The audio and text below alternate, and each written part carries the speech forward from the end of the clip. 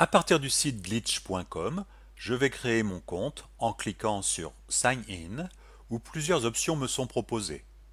Je choisis par exemple de m'identifier avec l'email, il me faudra une adresse valide, et je saisis mon adresse. Les plus attentifs n'auront pas manqué de noter le facétieux jeu de mots caché derrière ce pseudonyme. Humour et drôlerie dans la formation. Bon, fini la rigolade, on se remet au boulot. Un code de confirmation est envoyé sur ma boîte mail.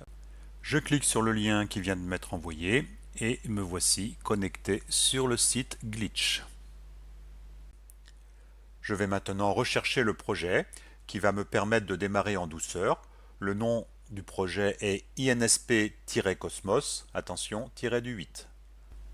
Le projet s'affiche et je peux demander son ouverture. Nous pouvons maintenant remixer le projet. On constate que l'expérience mise en œuvre est une simple visite virtuelle avec comme décor la Voie lactée. Le projet comprend deux éléments, un fichier index.html et un répertoire de ressources Assets.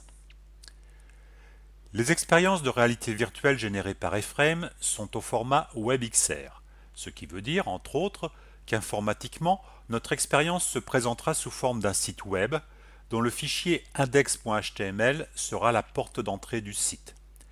Il redirigera, si nécessaire, l'affichage vers d'autres ressources. L'intérêt de ce format est de ne nécessiter aucun programme, à part un navigateur Internet, pour lire l'expérience de réalité virtuelle. Nous pouvons voir succinctement, mais nous reviendrons plus en détail sur ces notions, que ce fichier est composé d'un en-tête, entre les balises, nous reviendrons également sur ces notions, entre les balises head et /head, et d'un corps de programme, entre les balises body et /body. À l'intérieur du corps se trouve une balise ascene qui visiblement décrit la scène que nous mettons en œuvre et une balise sky dont le nom semble supposer que c'est là que se trouve représenté l'environnement de cette scène. À l'intérieur de cette balise, on trouve un attribut src pour source qui pointe vers une adresse web, une URL, facilement identifiable par le HTTPS. Allons explorer le répertoire ressources. Il ne comprend effectivement que l'image 360 degrés de notre Voie lactée. Si nous cliquons dessus, nous pouvons soit la supprimer, soit copier son URL. Copions cette URL, puis cliquons en dehors de la fenêtre pour la fermer. Revenons dans le fichier index.html, collons l'URL de l'image dans la zone de commentaires en bas, on vérifie bien qu'il s'agit de l'adresse que pointe la balise Sky. Pour vérifier, chargeons depuis le répertoire ressources de notre ordinateur vers le répertoire Assets de notre projet l'image correspondant aux ruines. Je prends la version 4K, mais vous pouvez prendre n'importe laquelle en fonction des possibilités de votre bande passante. Ouvrons-la et copions son URL.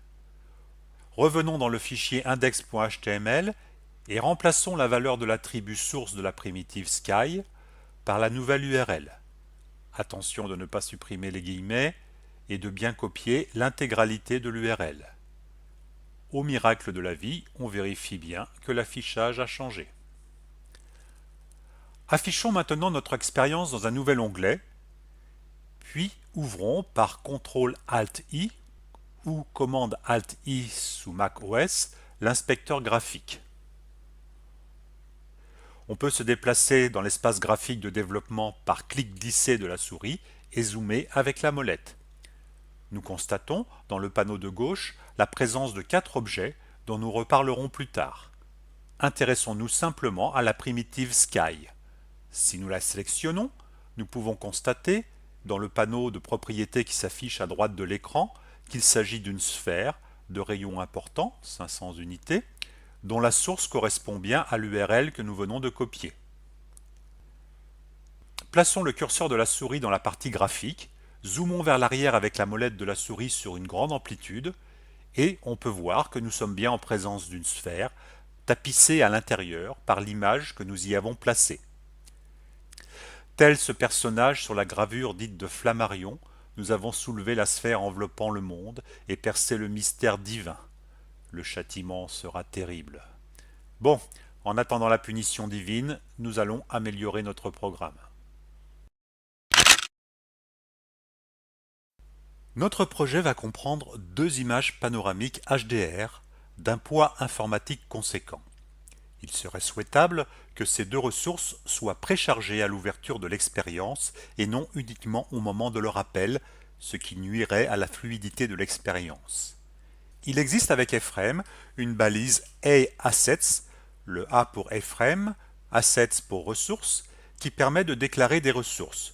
Plaçons cette balise, intégrons-y la déclaration d'une image par la balise adaptée, déclarons la localisation de notre image par son URL à l'attribut source, attention à la syntaxe, un égal et des guillemets. Si nous voulons pouvoir appeler cette ressource, il faut également lui donner un identifiant grâce à l'attribut ID. Si vous voulez faire genre « j'arrive de la Silicon Valley », il faut prononcer ID. Le signe égal, des guillemets et un nom quelconque, mais évocateur, sans caractère accentué ni espace.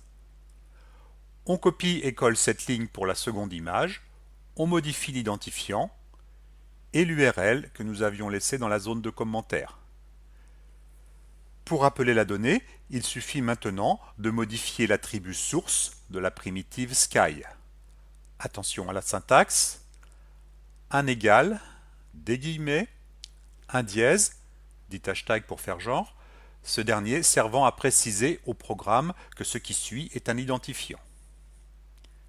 La prochaine étape, dans une prochaine vidéo, va consister à automatiser le passage d'une scène à l'autre.